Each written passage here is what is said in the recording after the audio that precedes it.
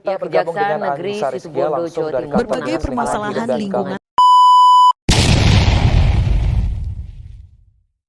Halo Maisa, kami dari kelompok Pahawan. Pada kesempatan kali ini, kita akan membahas tentang lingkungan alam dan memberikan opini kita mengenai hal tersebut.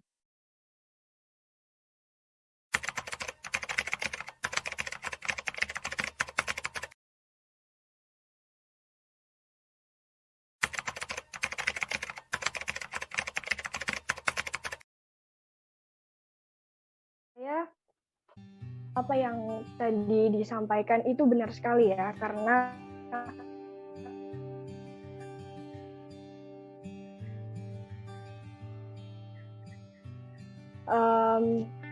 perilaku manusia yang kurang akan kesadaran dan rasa tanggung jawab mengakibatkan pemanfaatan mereka terhadap lingkungan malah mengakibatkan kerusakan lingkungan. Maka dari itu menurut saya solusi dari ini adalah meningkatkan kesadaran dan rasa tanggung jawab dari manusianya sendiri. Mungkin bisa dilakukan dengan sosialisasi atau kita bisa mulai dari keluarga atau diri kita sendiri melakukan hal tersebut dengan baik. Misalnya melakukan pemanfaatan lingkungan tetapi tidak dengan merusak lingkungan tersebut. Lebih ke rasa peduli gitu ya teman-teman. Itu dari saya. Terima kasih. Kalau menurut aku solusinya itu tuh udah tepat dan bener. Yang di sini yang dipermasalahkan itu pemerintah sama masyarakatnya.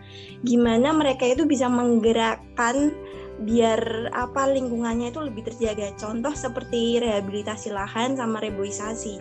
Itu kan yang melakukan, yang menggerakkan itu kan manusia, masyarakat sama pemerintah. Jadi kalau misalkan dibilang solusinya belum jitu atau belum benar, saya kurang setuju sebenarnya. Terima kasih, Randy. Oke, kalau menurut saya ya, kalau saya setuju. Memang masalah utama di sini memang bagian manusia. Soalnya kebanyakan manusia memang merusak alam, nggak pernah pikir panjang dan nggak pernah berpikir soal masa jangka panjangnya. Dan juga memang bisa dibilang belum pernah kita melakukan solusi yang jitu. Soalnya kalau misal kita melakukan reboisasi atau konservasi itu juga butuh waktu yang sangat lama, dan untuk manusianya juga selalu melakukan kerusakan juga. Jadi ya mungkin solusinya kembali lagi ke sosialisasi dari pemerintah untuk masyarakat agar mau menjaga alam.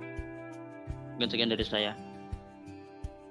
Oke, opini saya tentang limbah domestik air itu merupakan limbah cair hasil pembuangan dari rumah tangga, perdagangan, perkantoran, dan sarana prasarana sejenisnya. Penyebabkan ini tuh diakibatkan oleh aktivitas manusia. Dan pencemaran air ini mengakibatkan menurunnya kualitas air yang sebenarnya, yang dapat digunakan untuk semestinya, tapi tidak bisa karena pencemaran air tersebut. Terima kasih.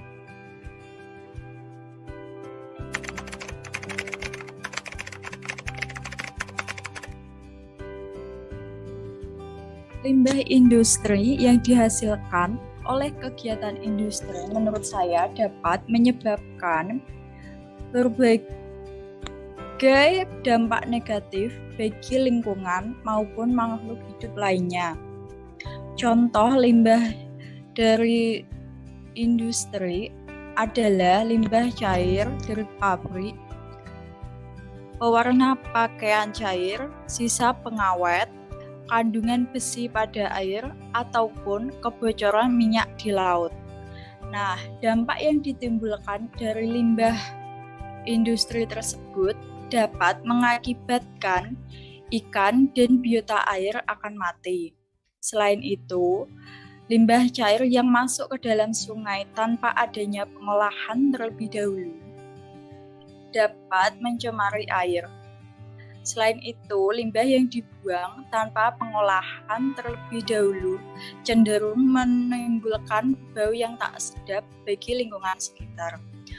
Oleh karena itu, dalam mengatasi permasalahan tersebut, kita harus lebih memperhatikan dan menjaga lingkungan untuk mencegah terjadinya rantaian kerusakan ekosistem.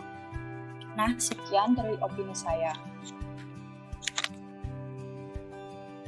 Itu menurut opini kakak ya. Jadi untuk selanjutnya saya persilahkan untuk Kak Dila untuk menyampaikan opininya. Sebagian kerusakan lingkungan seperti kerusakan hutan, banjir, abrasi, pencemaran udara, pencemaran air dan tanah, sampah, dan masih banyak lagi itu disebabkan oleh faktor manusia maupun faktor alam. Faktor manusia karena kita itu nggak terlalu peduli terhadap alam, dan untuk mencegahnya kita harus lebih peduli dengan alam sekitar supaya alam sekitar lebih lestari. Dan untuk faktor alam kita tidak bisa mencegahnya, tetapi kita bisa melakukan tindakan untuk meminimalisir kerusakan yang disebabkan oleh alam. Terima kasih. Silakan Aulia. Indonesia menjadi perhatian dunia, mulai dari penebangan liar, penggundulan hutan, hingga terindikasi pembakaran hutan menjadi penyebab dari kerusakan hutan yang ada. Kerusakan hutan yang terjadi akan membawa akibat terjadinya banjir maupun erosi yang dapat mengangkut partikel-partikel tanah menuju ke laut, yang nantinya akan menjadi proses sedimentasi atau pengendapan di sana. Hal tersebut tentu saja bisa merusak ekosistem yang ada di laut, seperti ikan serta terumbu karang. Masalah tersebut terjadi terus-menerus, maka menurut saya akan terjadi keseimbangan antara komponen biotik dan abiotik. Kenapa? Karena menurut saya, dua komponen tersebut tidak bisa dipisahkan karena saling berterkaitan. Jadi, kita harus melestarikan dan juga menjaga pelestarian lingkungan tersebut. Sekian, terima kasih. Selanjutnya, saya persilakan untuk Kak Nashwa. Saat ini juga mulai banyak dibahas mengenai pencemaran tanah dan udara. Karena hal itu berkaitan. Jika pencemaran udara itu berakibat dari kemajuan industri dan transportasi, sedangkan tanah juga bisa tercemar oleh bahan-bahan yang dapat merusak kualitas tanah. Menurut saya, sebagai rakyat, kita juga bisa memberikan bantuan dari hal kecil seperti melakukan daur ulang sampah dan tidak membuang limbah seperti deterjen ke tanah, karena sebenarnya menurut saya pencemaran tanah itu tidak hanya disebabkan oleh industri saja, namun rumah tangga juga, malah rumah tangga itu lebih banyak mengakibatkan pencemaran tanah daripada industri sekarang ini.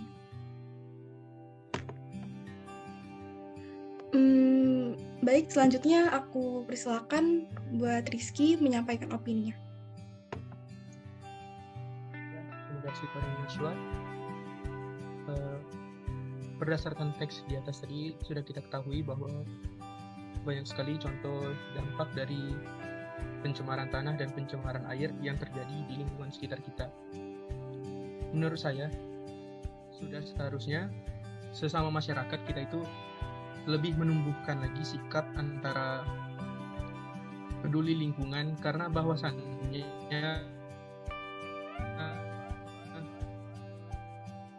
seperti yang kita tahu, kita di dunia ini hidupnya bukan bisa itu, sudah seharusnya kita menjaga alam di lingkungan kita. Dan juga sebenarnya tidak perlu terlalu menyalahkan pemerintah, bahwasannya perubahan akan terjadi jikalau kita lebih peduli ke lingkungan. Dan juga untuk pemerintah ada baiknya lebih mempertegas lagi regulasi maupun hukuman, baik berupa denda maupun penjara, bagi pelaku-pelaku yang telah merusak lingkungan di sekitar kita. Mungkin itu saja opini dari saya. Dipersilahkan kepada Ola untuk menyampaikan opininya. Terima kasih.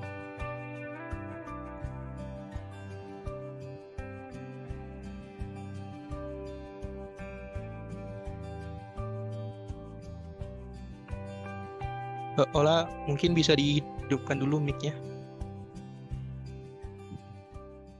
Oke, thank you.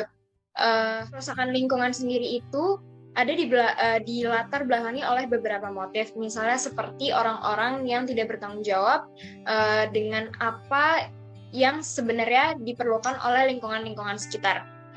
Nah, untuk latar belakang motif ini itu menimbulkan beberapa dampak yang sebenarnya itu membuat masyarakat sekitar itu menjadi rugi gitu, karena dengan keadaan lingkungan yang seperti ini mereka harus mengolah kembali untuk bagaimana kerusakan lingkungan ini menjadi lebih baik lagi untuk kedepannya. Dan tak hanya peran dari masyarakat itu sendiri, tapi diperlukan juga peran-peran dari pemerintah untuk membangun lingkungan agar kedepannya lebih asri dan bisa membuat lingkungan hidup ini menjadi layak untuk ditempati oleh orang-orang di sekitarnya. Sekian, terima kasih. Mungkin bisa dilanjut oleh Sabrina.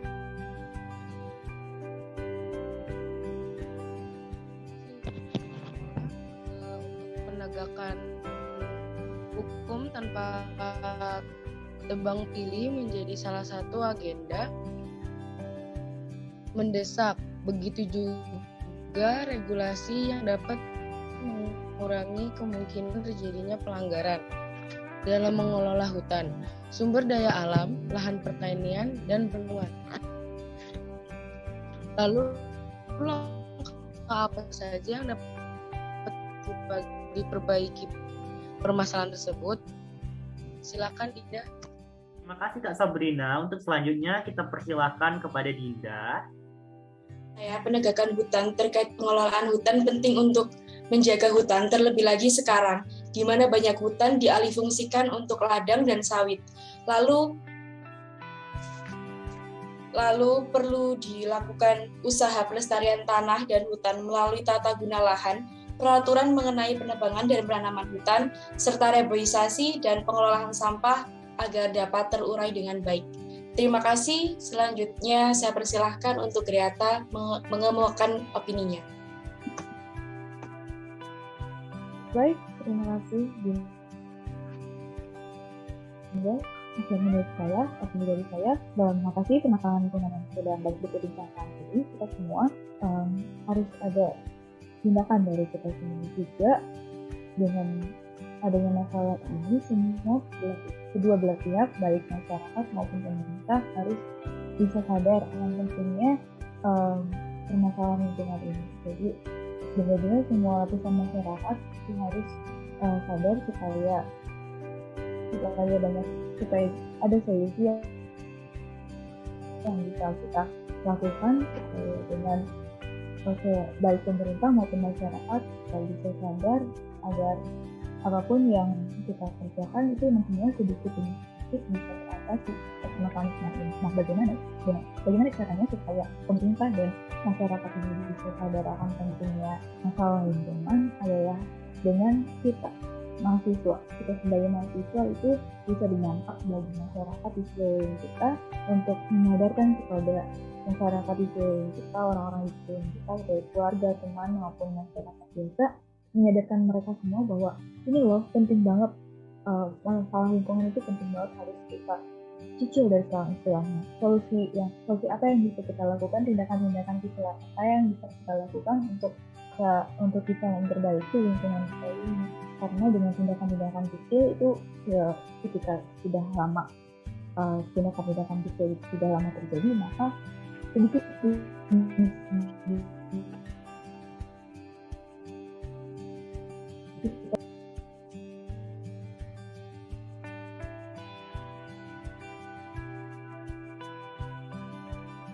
saya silakan kepada Sisi atau Aulia.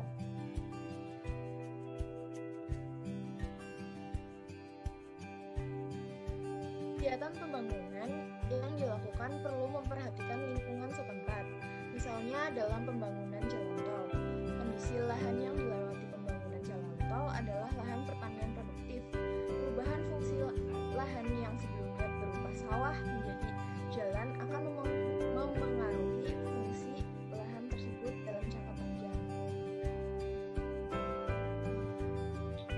bangunan juga harus memperhatikan tata ruang, daerah resapan air, dan lain sebagainya yang sekiranya dapat mempengaruhi alam sekitar. Sekiranya masih ada kebijakan yang perlu dikoreksi karena terdapat kekeliruan selama ini, seperti untuk menertibkan bangunan di bantaran sungai atau tentang reklamasi pantai, pemerintah perlu membuka diri, sebab keterbukaan ini formula adanya kehendak perubahan. Terima kasih. Benar yang dikatakan teman-teman saya sebelumnya bahwa ajakan dari pemerintah itu sebaiknya bukanlah sesuatu yang hanya sebatas himbauan atau ajakan saja, tetapi masyarakat butuh tindakan yang lebih konkret untuk bagaimana dengan solusi dari pemerintah ini bisa menjadi sesuatu yang berdampak benar-benar berdampak positif bagi masyarakat, yang dimana ketika pemerintah melakukan sebuah solusi untuk memberikan lingkungan sehat, itu bisa berdampak, bisa dilihat oleh masyarakat bahwa oh iya benar bahwa pemerintah ingin melakukan suatu kebijakan untuk menyehatkan lingkungan kita. Dan ketika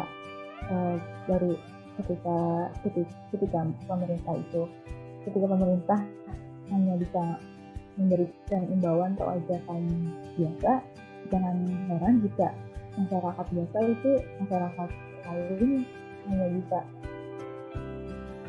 melihat kerusakan lingkungan yang terjadi dan membiarkannya begitu saja tanpa ada rasa iba kepada lingkungan sekitar kita untuk bisa melakukan perubahan yang sedikit. Jadi memang harus butuh gerakan yang konkret dari pemerintah itu sendiri supaya masyarakat bisa melihatnya dan melakukan perbaikan lingkungan. Terima kasih.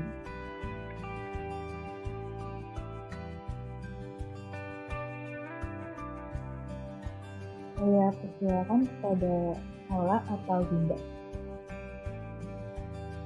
Terima kasih, masyarakat Indonesia. Mari kita lebih peka dan sadar akan keadaan lingkungan sekitar, serta bahu-membahu untuk membenahi agar tercipta lingkungan yang lebih baik. Ayo, jadi agen perubahan dengan mulai dari hal kecil karena bumi butuh aksi.